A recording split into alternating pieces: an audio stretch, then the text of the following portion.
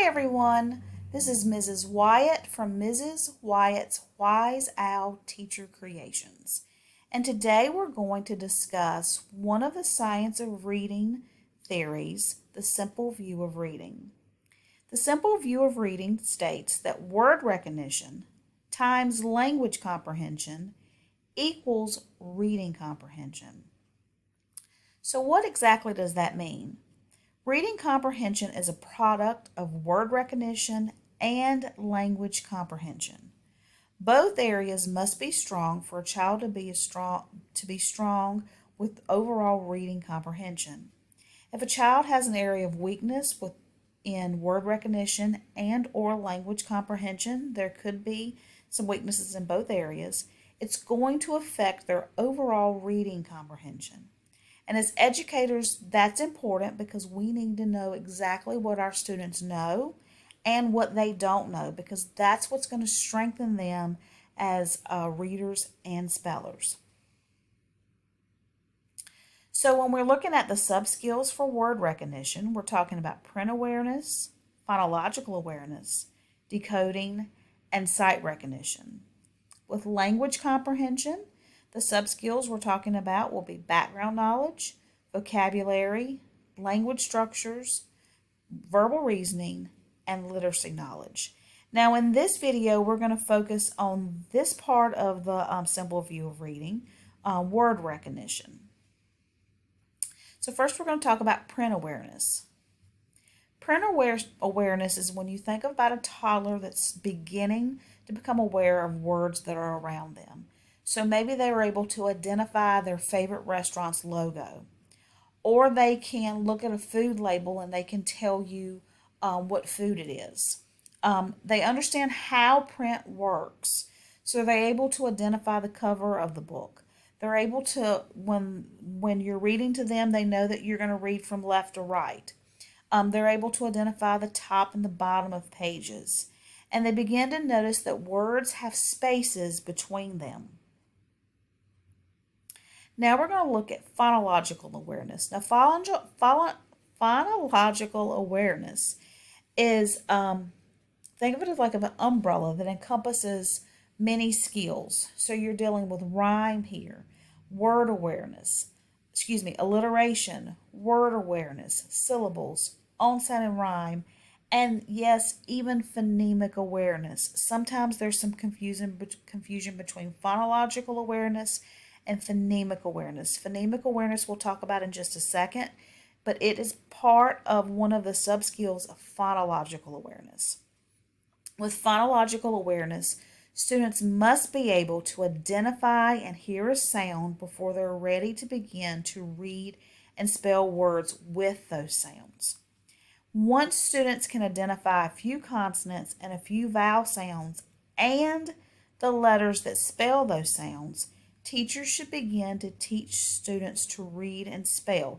Now that's just with that given set of letters and sounds that you've taught, but you don't have to teach the entire, all of the sounds and the letters that go with those sounds before you can actually teach them to read and spell. You can start with just a few. And this can be done with phoneme-grapheme-mapping activities, which is going to promote the orthographic mapping, which is going to help them store these letters and sounds in their long-term memory. Now, when we're talking about phonemic awareness is the ability to hear and manipulate parts of words in spoken language, such as identifying phonemes, blending phoneme sounds, segmenting phoneme sounds, and manipulating those sounds. So when we're talking about phoneme-grapheme-mapping, with this activity, we're not doing the graphing part yet. We'll talk about how to do that in just a second. But when you're talking about phoneme awareness, it's just can they hear each sound and identify it. So if I give them a picture of the word catch, I would say catch. The child would repeat it. Can they then separate k, ch? Can they identify each one of these sounds that's in that word? Now let's talk about decoding. So this is where we're going to talk about more of that phoneme grapheme mapping in just a second. So the first thing you want to do with decoding is you want to explicitly teach the sounds. Now this is going to include a sound wall and being able to talk about how to properly make the sound, what it sounds like, and that phonemic awareness of can they identify and hear the sound. And if you would like a video that goes into more detail about sound walls, just let me know in the comment section. But for this, you're going to explicitly teach. You can do it two ways. You can do, you have your teacher notes here, and then there's student interactive notes where they fill in the blanks if you feel like your students are a little older and they can handle this. If they're younger, you can take the teacher notes section and create a more simplified class anchor chart. But with the explicit instructions, you're going to make sure that they understand what is a digraph. A digraph is made with two letters, but they only make one sound. And in this case, we're focusing on ch, and that's where you would introduce your sound wall. And I will do a video going into more detail with that in a later video. And then you're talking about, so there's two spellings for ch. You can spell it with the digraph, ch, or you can spell it with a trigraph, and explaining that a trigraph is three letters and it still is only making one sound, and that trigraph for ch is tch. And typically what I use to help students remember this is long spelling right after a short vowel. So if they hear ch at the end of a word and it's right after a short vowel, they're going to know that they're going to use that tch spelling. So in this case, they have learned that there's two spellings for ch, ch, and tch. Now when we're reading, you want to make sure that you have that modeling down. So this is where the teacher is explicitly modeling how to read these sounds. So the first thing we want to do is we want to label the vowel and highlight the spelling for ch. So we're going to label that vowel. They can highlight it, or they can put a little V under it. And then there's their tch spelling after that. So there's my vowel. There's my tch. I'm going to underline that. I know that says ch. So when I go to read that, it's k-atch, catch. All right, for this word, I'm going to highlight my vowel. I'm going to look and see what's coming after it. It is that long spelling, tch. So I know that says ch. So it's itch, glitch. All right, the last one, I highlight my vowel. And then I will notice that there is an N that's coming after it. It's not tch. So for that reason, I know that that ch is still going to say ch. And it's going to help me more with spelling, but I want them to notice and have a discussion with them of why that was not spelt with tch. So to read it, I'm going to tap my sounds. Inch, inch. And then we would work through the process of practicing together.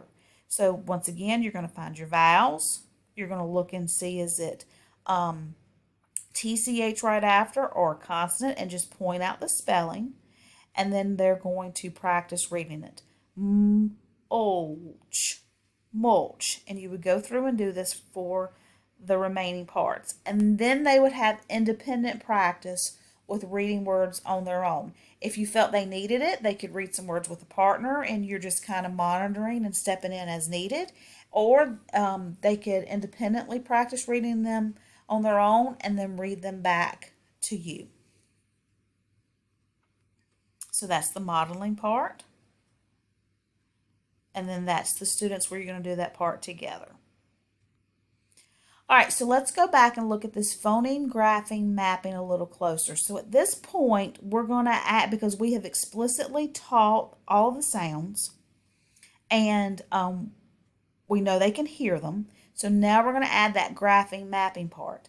So for this, they're going to have to know that k can be spelled two ways.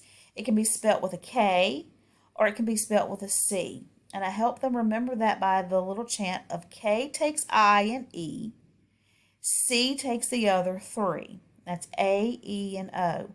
And later on, this is going to help them understand when C is followed by I or E, that sound is actually going to change to a S, and it's not going to say K. But at this point, I just want them to know that if they hear K at the beginning of a word, they're going to need to go to the vowel and determine, are they going to spell it with a K or a C. And also, like we talked about before, we've learned about the spellings for ch.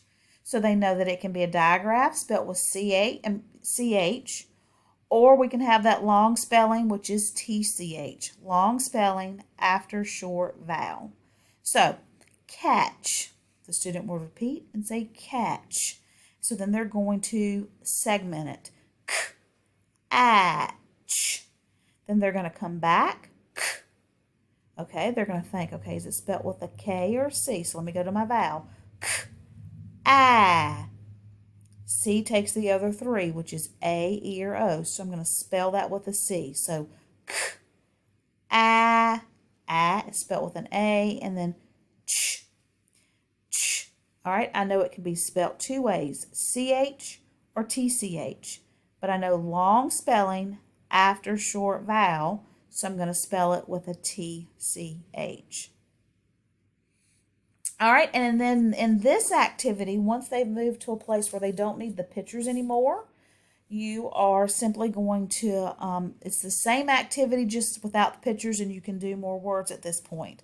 So for the sounds, they're going to draw an X for each sound in the word. Then they're going to write the letters that spell each of the sounds. So that is that phoneme-grapheme-mapping going on right there, which is going to promote orthographic mapping, and that's going to help the brain store these sounds and letter spellings to their long-term memory. And then they're going to write the word. So our first word is catch. So k-atch. So then for each box, they're going to write the letters that spell each one of these sounds. So k-atch. And they're going to know that that's the long spelling because it's right after a short vowel. And then they would write the full word. All right, the next word is patch. So p-atch. All right, now we're going to spell it. So P-I-A-H. Long spelling after short vowel. Patch. And then our last example is branch. B-R-and-ch.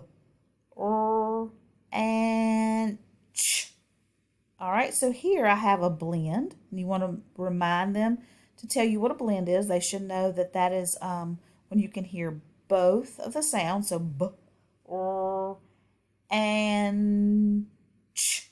And because it's not right after a vowel, that ch at the end of this word is actually going to be spelt with a CH.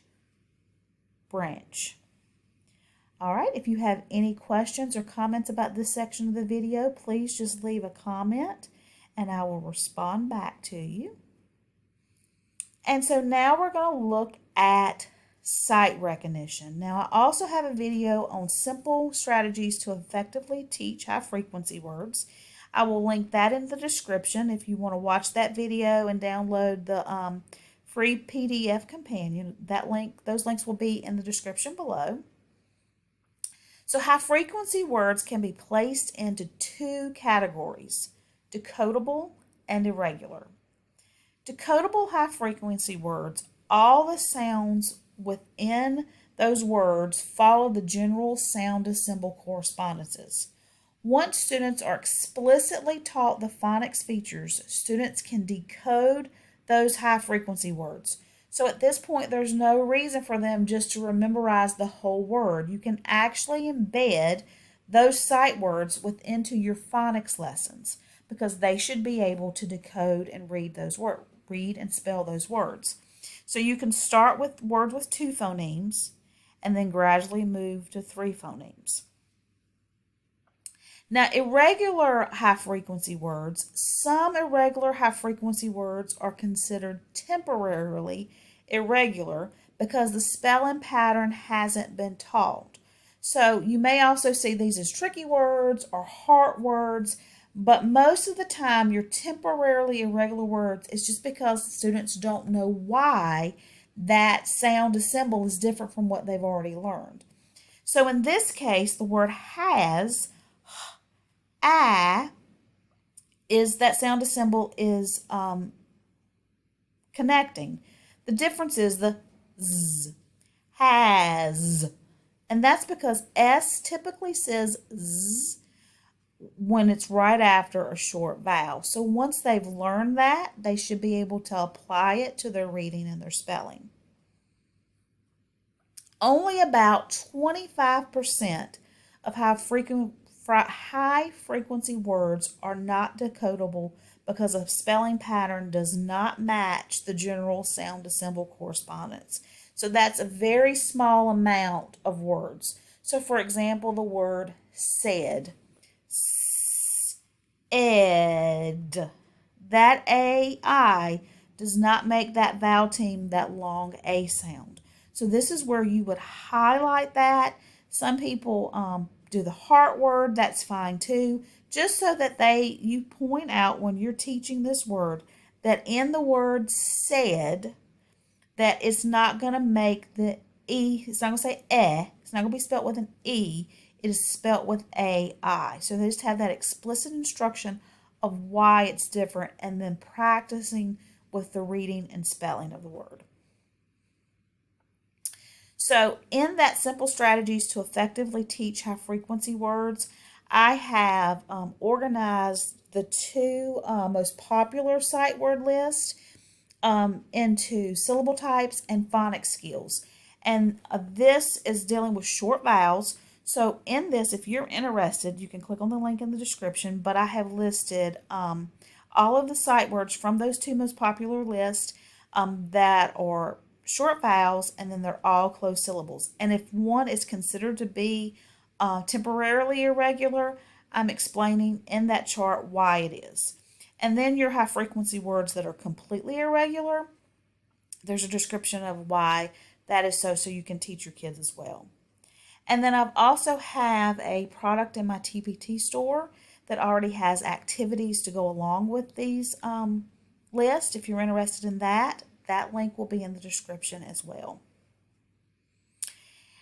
If you would please post any questions or comments you've had about this video on the simple view of reading, I would appreciate it. And also be sure to subscribe and like this video so that you will be able to get updates as I upload more videos. Thank you for joining us. I'll talk to you in the next one.